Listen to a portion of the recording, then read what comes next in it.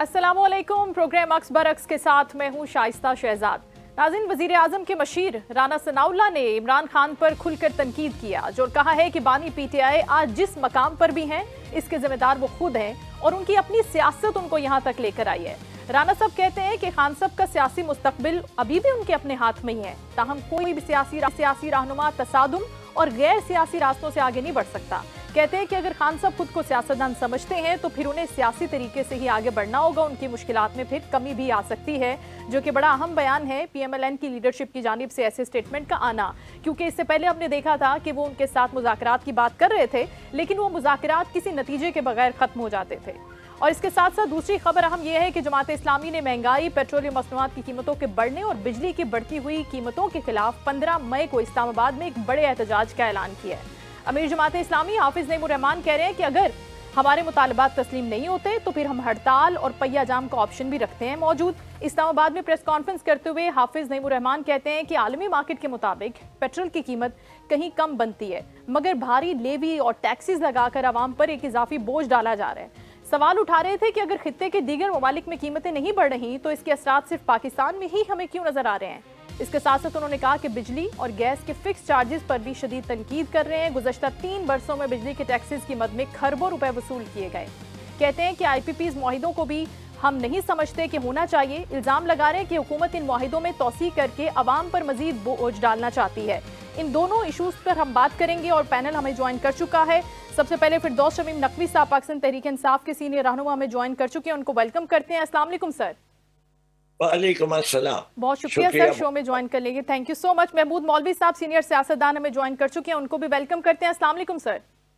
वालेकुम सलाम। बहुत शुक्रिया sir, thank you sir. Rana Arshad साहब पाकिस्तान मुस्लिम लीग न्यू हुकूमती जमात को रिप्रेजेंट करेंगे आज। अस्सलाम वालेकुम राना साहब। जी वालेकुम अस्सलाम व रहमतुल्लाहि व बरकातहू। बहुत शुक्रिया सर ज्वाइन करने के लिए। सबसे पहले तो राना साहब आपसे ही सवाल बनता है कि आज राना सनाउल्लाह साहब ने जो बात की है खान साहब की सियासत के हवाले से, खान साहब जेल में हैं, 2 बरस हो गए, उनकी सेहत को लेकर भी बहुत सारे कंसर्न्स होते हैं लोगों को, पार्टी के अंदर भी हम एक वाज़ेह तकसीम देख रहे हैं। आप क्या समझते हैं कि राना साहब ने जो स्टेटमेंट दिया है वो कोई इंदिया है, कोई इशारा है सियासी मुफाहमत की तरफ, या एक नए रास्ते पर चलने के लिए उन्होंने एक सिग्नल दिया है कि अगर आपका मसला हल हो सकता है, यानी कि खान साहब का, तो वो इसी तरह से हो सकता है कि आप अपनी सियासत में थोड़ी नरमी करें और आपके हाथ में है, आप जैसा फैसला लेंगे वैसा आपकी पार्टी के साथ होगा। जी राना साहब। जी बिस्मिल्लाहिर्रहमानिर्रहीम, अल्हम्दुलिल्लाहि रब्बिल आलमीन। मैं अल्लाह ताला की ज़ात का मशकूर हूँ और मैं समझता हूँ कि जो आपका पॉइंट ऑफ व्यू है वो बिल्कुल हक जानब है। जो राना सनाउल्लाह खान साहब ने बात की, जो पंजाब मुस्लिम लीग नून के प्रेसिडेंट हैं जी जी। और political adviser to prime minister हैं, उनका जो पॉइंट ऑफ व्यू है वो बिल्कुल बड़ा अच्छा पॉइंट ऑफ व्यू है। हम पॉलिटिकल लोग हैं और मैं समझता हूँ कि हमें तमाम चीजों को सियासी लिहाज से ही डील करना होता है और अल्टीमेटली डायलॉग ही तमाम मामलात मसाइल का हल होते हैं। हम अगर घर में भी कोई मामलात में उलझाव होता है तो उसके लिए भी सिटिंग होती है, मोहल्ले में हो या मैं समझता हूँ कि अदारों का आपस में कोई इशू हो तो वो भी बैठकर ही अंडरस्टैंडिंग के साथ ही गुफ्तगू करने के बाद ही रिजल्ट निकलते हैं। और मैं समझता हूँ कि जिस तरह खैबर पख्तूनख्वा की गवर्नमेंट है और उसी तरह सूबाई गवर्नमेंट हमारी है, सिंध गवर्नमेंट है, बलूचिस्तान, तो सूबाई गवर्नमेंट्स के जो इशू होते हैं वो फेडरल के साथ बैठते हैं, केस टू केस बैठते हैं। और मैं समझता हूँ कि डायलॉग भी होने चाहिए। और खान साहब ने जो राना सनाउल्लाह खान साहब पहले बात करते थे, बिल्कुल खान साहब ने उस पर अपनी पॉलिटिकल पार्टी डायलॉग के लिए बनाई। मैं समझता हूँ जिसमें महमूद अचकज़ई साहब और राजा नासिर साहब को उन्होंने डिप्यूट किया। गो दोनों का ताल्लुक पीटीआई से नहीं था, लेकिन वो गुफ्तगू आगे होती रही। और नेशनल असेंबली हो या सूबाई असेंबली हो, मैं सूबा पंजाब का मेंबर हूँ, यहाँ पर व्हिप हूँ गवर्नमेंट की तरफ से, पीएमएलएन की तरफ से। तो जो पीटीआई के मौजूद मेंबरान हैं उनके साथ हमारे इधर भी हम आपस में बैठते हैं। जैसे इजलास शुरू होना होता है तो जो एडवाइजरी कमेटी है उसकी मीटिंग होती है सूबे में भी और उसी तरह मरकज भी होती है। सरदार अयाज साजिद साहब के दफ्तर में डायलॉग होते हैं। जो प्राइम मिनिस्टर शबाशी साहब ने बात की थी, बल्कि उन्होंने जाकर खुद अपोजिशन मेंबरान के पास हैंडशेक किया था नेशनल असेंबली में, और गुजारिश भी की थी कि हम बैठने के लिए तैयार हैं, अगर आप मेरे दफ्तर में नहीं आ सकते तो आप कौमी असम्बली के स्पीकर के दफ्तर में आ जाए, मैं वहां हाजिर हो जाता हूँ, और हमें आपस में बैठना चाहिए। मैं समझता हूँ जैसे 2019 में हमें भी बहुत से मामला थे, हमारी मियां नवाज शरीफ साहब, शहबाज साहब, मरियम बीबी, राणा सनाउल्लाह सब गिरफ्तार थे, लेकिन हम नेशनल इश्यूज पर बैठते थे, हम मीटिंग्स को अटेंड करते थे, बैठने के बाद ही वो रिजल्ट निकलता है। बाकी देखें जी, मैं खुद एक पॉलिटिकल वर्कर हूँ, मैं पीटीआई हो या मैं समझता हूँ पीपल पार्टी या काफ लीग, तमाम पॉलिटिकल पार्टी का अपना अपना रोल होता है, और अंडरस्टूड है कि जो पॉलिटिकल वर्कर होते हैं उनका अपनी लीडरशिप से एक प्यार मोहब्बत का रिश्ता होता है। और मैं समझता हूँ कि जैसे अलीमा बीबी का पॉइंट ऑफ व्यू डिफरेंट है, उसी तरह सेक्रेटरी जनरल राजा साहब का पॉइंट ऑफ व्यू अपना है, गोहर बैरिस्टर साहब का अपना पॉइंट ऑफ व्यू है, तो ये डिफरेंस तो उनका विद इन पार्टी भी मौजूद है और पाया जा रहा है। और क्योंकि जब खान साहब ने महमूद अजहरी साहब की क़यादत में कमेटी बनाई, तो उसमें अलीमा बाजी ने कहा था कि डायलॉग हमने नहीं करने, और उस पर उनका अपना पॉइंट ऑफ व्यू डिफरेंट लेकिन खान साहब ने कहा था, अपॉइंट भी किया था ना, जिस तरह से आपने बोला कि राजा साहब को, राजा नासिर अब्बास साहब को, महमूद खान साहब को अपॉइंट किया था। बिल्कुल उन्होंने किया। और जैसे गंडापुर साहब जो हैं, उनका पॉइंट ऑफ व्यू था, और वो भी कर रहे थे, इसमें रोल प्ले कर रहे थे। तो फिर राणा साहब, मुश्किल कहां पर पेश आई, ये सवाल मुझे लेकर जाने दे फिरदौस शमीम नकवी की तरफ। सर वो ज्यादा बेहतर बता सकते हैं।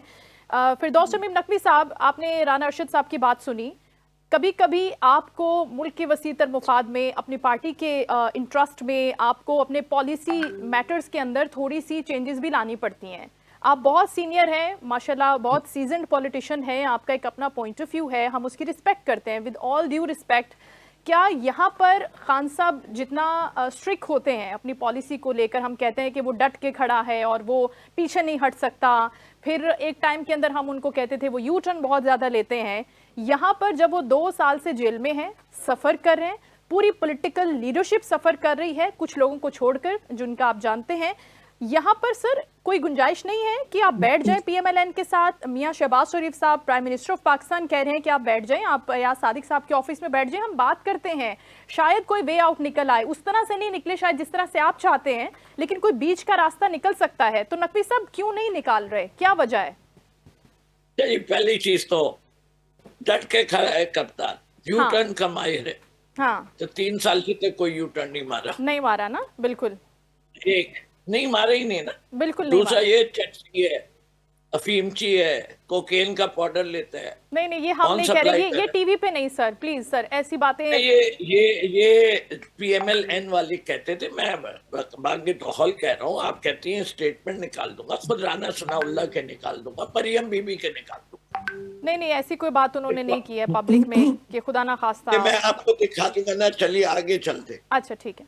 देखिए सियासत कर क्यों रहे हैं, सियासत इख्तिदार की कर रहे हैं, असूलों की कर रहे हैं। अगर सियासत असूलों की हो रही है तो यहाँ सबसे बड़ा असूल जो है, मैं राणा साहब से पूछूंगा ये क्यों लगाया था नारा, मुझे क्यों निकाला, किससे शिकायत कर रहे थे, जरा बता तो ले। क्या फौज का किरदार होना चाहिए सियासत में या सिविलियन सुप्रीमेसी होनी चाहिए? पहला बुनियादी तौर पे पाकिस्तान की हर सियासी जमात को इसका फैसला कर ले ठीक कि इस मुल्क के अंदर आगे जमहूरियत को अगर परवान चढ़ाना है तो फौज के तले चलाना है या फौज को अपने तले रख के चलाना है। दो ही रास्ते हैं, आप समझ रहे हैं, 2 ही रास्ते हैं कि या उनको नीचे लगा ले या खुद नीचे लग जाए। मुझे अगर शाहिद साहब बयान मुकम्मल करने देंगे आपके चलिए मैं नोट कर लेती हूँ, फिर जब आप कंप्लीट कर लेंगे तो मैं आपसे क्वेश्चन करूंगी प्लीज। और इसीलिए देखिए सारी दुनिया में फौज जो होती है वो ज़ेरे हुकूमत होती है। Pakistan is one of the few countries where the army owns the country, not the country as an army. इसके सबूत चाहिए तो दे सकता हूँ। इस मुल्क की में जिधर हम आज खड़े हैं उसमें डायरेक्टली और indirectly the period of governance dominated by the military establishment is far greater than that of the democratic forces. तो अगर हमारे मौजूदा हालात से पाकिस्तानी खुश नहीं है तो ज़्यादातर जिम्मेदारी कहीं जाएगी, और हम जो कुछ माजी में करते आए हैं वो दुरुस्त नहीं है। ठीक है। जैसे कि आप हम करते रहेंगे तो हालात तो दुरुस्त नहीं होंगे। तो अगर आपके अपने हालात दुरुस्त करने हैं तो आपने जो जिस तरीके से इश्यूज को हैंडल कर रहे थे उसका पॉइंट ऑफ व्यू आपको चेंज करना पड़ेगा। बिल्कुल ठीक है, दुरुस्त। पाकिस्तान तरीके इंसाफ डायलॉग पे यकीन रखती है। ठीक है, good. Dialogue is always held with people who matter. हम क्या करें? हमने डायलॉग कितनी दफा बैठे, अयाज सादिक साहब के साथ बैठे, हमने कहा आप हमारी मुलाकात कराइए चेयरमैन से कि हमें उनसे कुछ हिदायत लेनी है, कराते। ठीक है। अभी मुलाकात कराई नहीं सके। हमारा चीफ मिनिस्टर ने कॉल ऑन किया प्राइम मिनिस्टर पे कि मेरी मुलाकात करा दीजिए। उन्होंने कहा मैं पूछ के बताता हूँ। ये सारी चीजें आप लोगों की रिपोर्ट है। जी बिल्कुल, ये हमारी जाती नहीं है। आज भी हम कहते हैं कि हम पीएम के साथ बैठना चाहते हैं, हमारी भी शर्त है। सही है, क्या शर्त है? हर जगह चीफ ऑफ डिफेंस फोर्सेस जाते हैं साथ, ट्रम्प से मिलने भी जाते हैं, हर दौरे में साथ शरीक होते हैं। हमारे साथ भी जब मुलाकात हो तो उसमें भी वो आ जाए। अच्छा, ये आपकी शर्त है? ये आपकी शर्त है नकवी साहब? अच्छा ठीक है। देखिए दो चीजें हम क्या कह रहे हैं। हम कह रहे हैं कि हमें बात करनी है with people who matter, right. और हमने डिफाइन किया the people who matter is military establishment. ठीक है। कोई हमें शहबाज शरीफ के साहब के साथ बैठने में कोई हमारा अन्ना का इशू नहीं है। बिल्कुल ठीक। बात शिकायत किससे? हमें 8 फरवरी की शिकायत किससे? वो बता दीजिए हमें। शिकायत तो हम इलेक्शन जीते हुए एक 17 सीटें की जमात को हम पर जो है मुरवज कर दिया गया।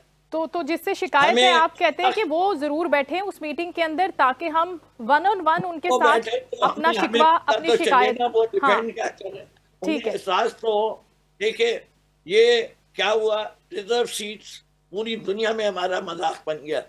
जिस पार्टी की 1 सीट मिली थी उसको रिजर्व सीट्स 5 मिल गई। ठीक। ये पॉसिबल ही नहीं है, but we made a joke of it. हमारी जुडिशियल निजाम तबाह हो चुका है। उसके पीछे क्या है? 26वीं 27वीं तरमीम। आप पूरी मेजॉरिटी कैसे हासिल की वो भी सबको पता है। अभी भी हम कहते नहीं, हम शुतुरमुर्ग की तरह हैं, हम ये सारी खराबियों को देखेंगे नहीं। All is well, the greatest field marshal is playing his innings and I agree. If Trump says he is the greatest field marshal, he is indeed the greatest field marshal. Right. मुझे तो बड़ी खुशी है, लेकिन मेरी सिर्फ एक ही है, मेरे मुल्क का बेड़ा गर्क ना करो। आप इससे ज्यादा डबल ग्रेट हो जाए। आपकी महंगाई, आपकी मुल्क में डायरेक्ट फॉरेन डायरेक्ट इन्वेस्टमेंट, बेरोजगारी, सियासी बेचैनी, इसकी तरफ भी तवज्जो होनी चाहिए। आप ये कह रहे हैं की दहशतगर्दी, हाँ। केपीके में दहशतगर्दी, आपके नौजवान, जब तक स्टेबिलिटी नहीं आएगी political, no foreign investment is coming, no foreign investment is coming, your growth rate will remain 1 to 2%। Right.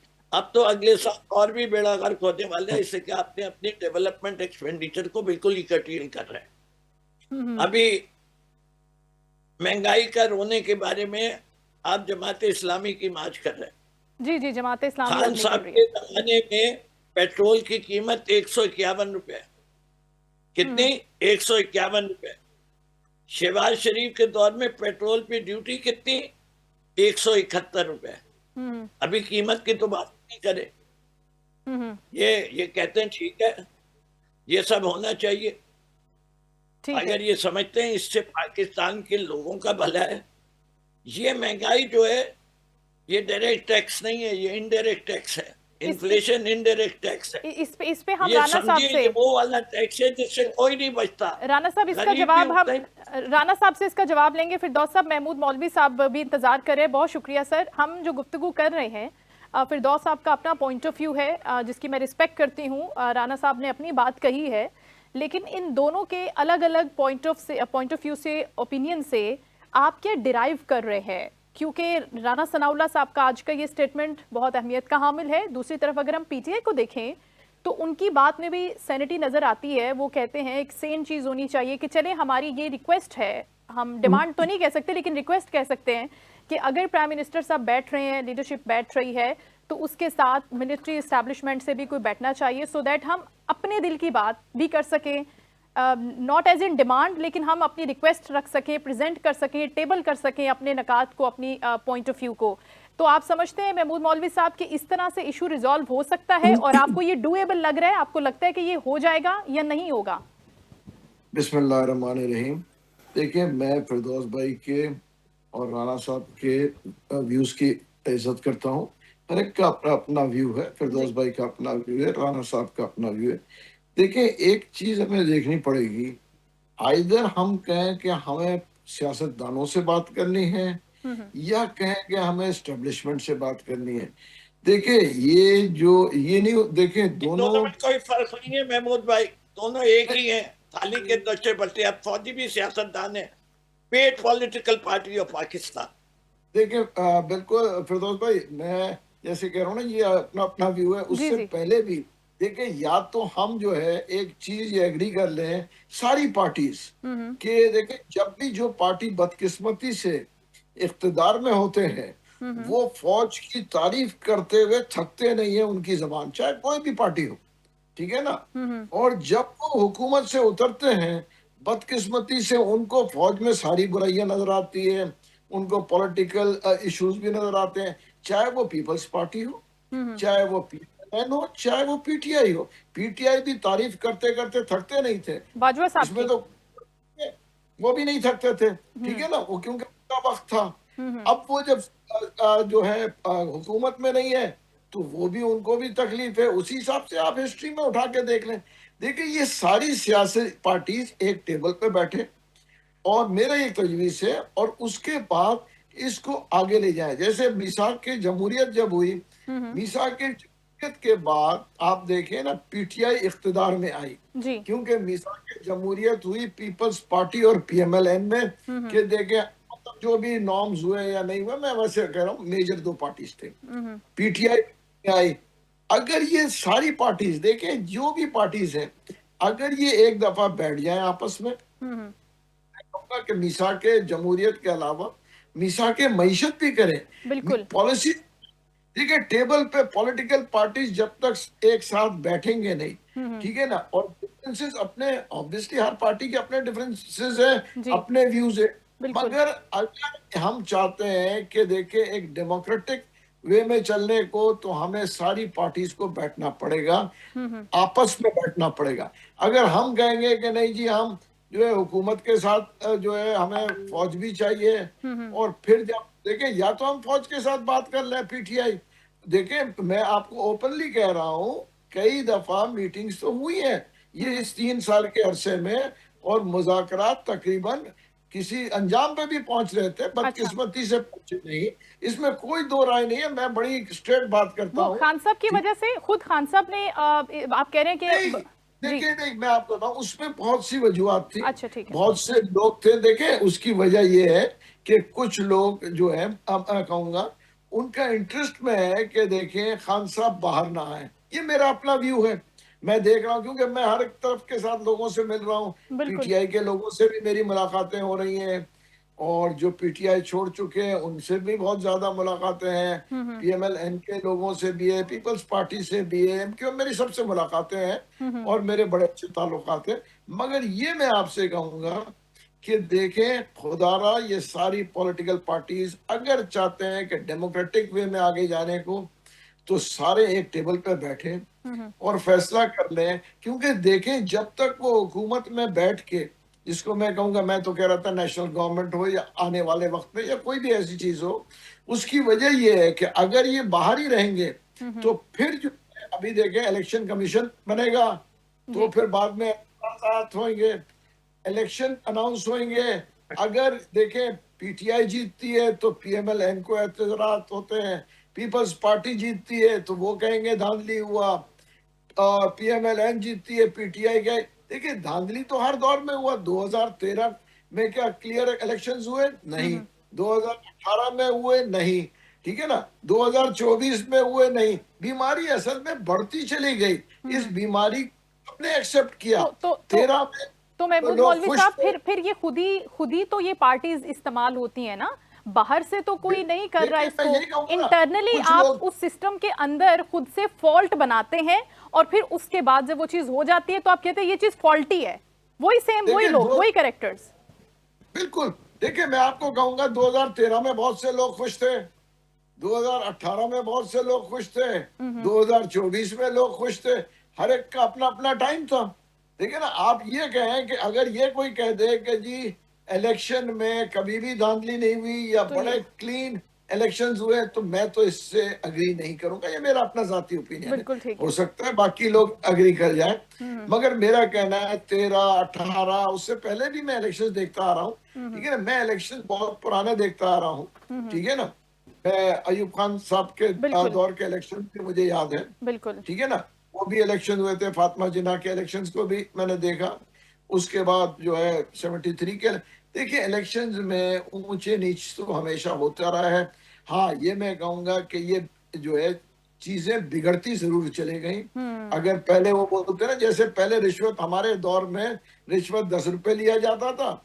मैं आज आपको बता दूं 1975-76 में कस्टम ऑफिसर 10 रुपए लेते में भी घबराता था। अच्छा। आज 10,000 लेते में भी नहीं घबराते। 10 लाख रुपए तक बात पहुंच 10 चुकी है लाख लेते कस्टम्स हुए में और नहीं, इन जगहों यकीन पर। करें 10 रुपए लेते हुए वो हाँ। घबराते थे, कहते थे कि जी कोई देख ना ले, वो दराज में रख दे। आज 10 लाख रुपए अब वो ज्यादा लेते हैं ताकि अगर हमारे ऊपर कोई चीज होती भी है, अकाउंटेबिलिटी का कोई प्रोसेस होता भी है, तो दिन हमारे पास भी उनको देने के लिए हो और फिर हम वहां से निकल सके। आप ये भी कह सकती हैं। हाँ। देखिए ये चीजें देखें बिगड़ती चले जा रही है, और ये माशरा जो है पूरा, देखिए ये चाहे फौज के लोगों से सब इसी माशरे से निकले ना। बिल्कुल ये बिल्कुल, अपने माशरे लोग। को अगर सही करना है तो देखें हमें बड़ा स्ट्रॉन्ग सबको मिलकर क्लीन अप करना पड़ेगा। ये मेरा व्यू है। राइट, और उसके लिए अग्री भी करना पड़ेगा। राना अरशद साहब, आपने गुफ्तगू सुनी महमूद मौलवी साहब की। गुफ्तगू ना हमेशा ऐसी होती है कि वो कहते हैं कि वे आउट ये है, आप इस पर चल सकते हैं। वो ऑप्शंस बड़े अच्छे देते हैं, जाहिर है उनका एक अपना सियासी पॉइंट ऑफ व्यू है। अब पाकिस्तान मुस्लिम लीग नून ये कहती है कि हम तो तैयार है बैठने के लिए। पाकिस्तान तहरीक इंसाफ की तरफ से नकवी साहब रिप्रेजेंट कर रहे हैं और उन्होंने भी बता दिया है कि हम क्या चाहते हैं। अब हुकूमत के लिए क्या ये पॉसिबिलिटी है कि वो यहाँ से वे आउट निकाल सकें? आपको लगता है कि ये होगा? अगेन मेरा वही सवाल है। मैं शास्ता अर्ज ये करना चाहता हूँ, महमूद मौलवी साहब की मैं बड़ी कदर से निगाह से देखता हूँ। वो बड़ी फहम फरासत रखते हैं और मैं पिछले दौर में भी उनको सुनता था, आज भी सुनता हूँ। नकवी साहब मेरे लिए बड़े काबिल एहतराम है।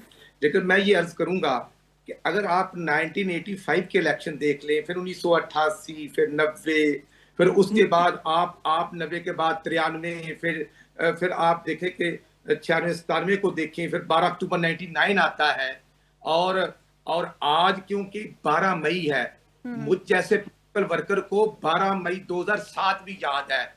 यही कराची शहर, यही बानी पाकिस्तान का शहर, यही पाकिस्तान का पहला दारुल खिलाफा, हमारा फाइनेंशियल हब में क्या हुआ था, किस तरह इंसानों की लाशें गिराई गई थी। मैं उस चीज को भी देखता हूं।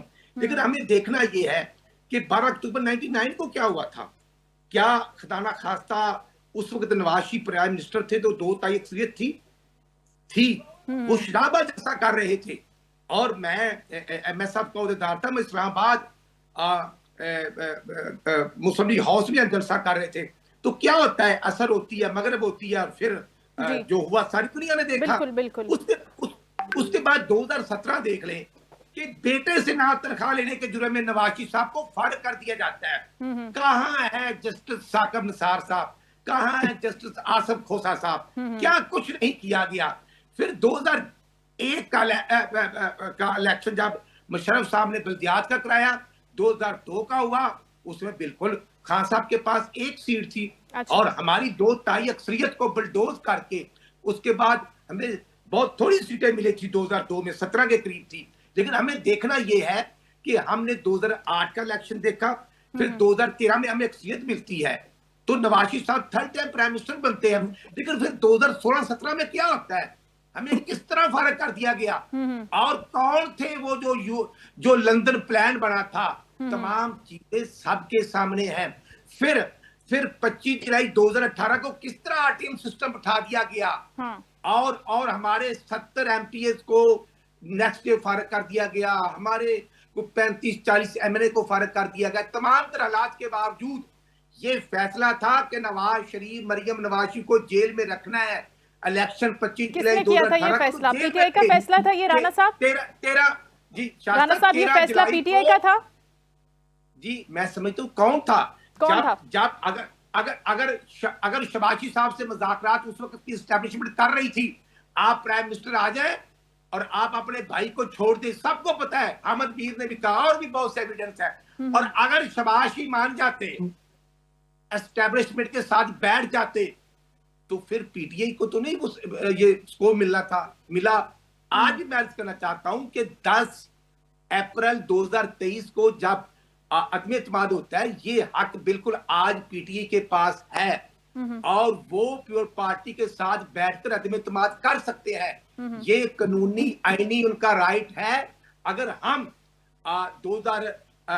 10 अप्रैल 2023 को अगर मुस्लिम लीग नून, प्योर पार्टी, एमक्यूएम, काफ लीग अदम एतमाद करके आ सकते हैं, तो आज ये राइट कानूनी तौर पर इनके पास भी है, और मुझ जैसे पॉलिटिकल वर्कर को कोई दो राय नहीं है। ये ऑप्शन अवेल करना खान साहब का अख्तियार है। कैसे कर सकते हैं सर? उनको आपने नहीं उनको कैसे अवेल कर सकते हैं? नकवी साहब, आप ये ऑप्शन बताएं जरा। राना अरशद साहब कह रहे हैं कि आपके पास अभी भी है, ये वक्त है कि आप ये ऑप्शन अवेल कर सकते हैं। खान साहब ये ऑप्शन ले सकते हैं। मैं जरा अपनी बात कंप्लीट कर लूं। जी, मैं ये कहना चाहता हूं, हम आज भी सियासी डायलॉग के लिए तैयार है। देखे ना, जब डॉक्टर आरिफ अलवी साहब प्रेसिडेंट थे और बिल्कुल पीटीआई की गवर्नमेंट जा चुकी थी, तो खान साहब की कबर बाजवा साहब और डॉक्टर आरिफ अलवी साहब की गवर्नमेंट जाने के बाद भी डायलॉग हुए हैं, क्यों नहीं हुए? और जिस तरह कबर बाजवा साहब को ताहयात चीफ ऑफ आर्मी स्टाफ बनाने का कमिटमेंट होती है, फिर उसके बाद क्या होता है, फिर हम मीर जाफर, मीर सादिक अलकाबाद भी देते हैं। अच्छा, अलकाबाद पर और इस तरह के पॉलिटिकल स्टेटमेंट्स पे मैं राणा साहब इसलिए नहीं जाती क्योंकि ये सारी बातें जो होती हैं ये आवाम को कैच करने के लिए कही जाती हैं, कैची स्टेटमेंट्स दिए जाते हैं पॉलिटिकल पार्टीज में उनके लीडरशिप के खिलाफ, इसलिए मैं इसको अंडर डिस्कशन नहीं रखना चाहती। आपका ये वाला पॉइंट मैं नकवी साहब से जरूर पूछूंगी। नकवी साहब, है आपके पास ये ऑप्शन अदम एतमाद का जो राणा साहब फरमा रहे हैं सर? देखिए, ऑप्शन तो हर चीज है, मर्जी हाकिम की बात है। बात यह है कि मुझे महमूद मौलवी साहब और राणा साहब दोनों ने ये नहीं बताया कि इस मुल्क में आज 77 साल के बाद, इतने इलेक्शन के बाद ऐसे इलेक्शन क्यों नहीं कराए जा सकते कि जो मुतनाज़े ना हो। हिंदुस्तान की इतनी जमहूरी पार्टियां ये कह रहे हैं कि सियासतदान गड़बड़ कर रहे हैं। भाई सियासतदान क्यों नहीं कराते? केयर टेकर सेटअप करते हैं। मादी के जितने इलेक्शन, ये पिछला वाला फॉर्म 47 का इलेक्शन था, उससे पहला कौन सा था? आरओ का इलेक्शन था, उससे पहला वो क्या था, वो सिस्टम डाउन हो गया था, क्या सिस्टम का नाम था? आरटीएफ। उसका इलेक्शन आरटीएफ, ठीक है ना। और आप देखिए कि हमेशा हर किसी ने जो सियासतदान पल के बढ़ के आए हैं, जुल्फिकार अली भुट्टो अयूब खान की गोद में पले, नवाज शरीफ जो हैं वो जनरल ज़िया की गोद में पले, उन्होंने जो नेजो को छुरी मारी, अच्छा, और फारिग किया। और इमरान खान वो वाहिद लीडर है जो अपनी सियासी जनरल पाशा, नहीं जनरल पाशा का जिक्र है ना, खान साहब के साथ जनरल पाशा का नाम लगता है ना सर आप नाम लेना चाहिए। राणा साहब, थोड़ा तहम्मुल, सबर, आपकी बारी भी आई, इसमें कौन सी बात है। मैं जो बयान देना चाह रहा हूँ वो ये है कि जी जरूर जनरल पाशा जो है चौथे नंबर के जनरल है, मैं तो पहले नंबर के जनरलों की गोद की बात कर रहा हूँ, फील्ड मार्शल अयूब खान।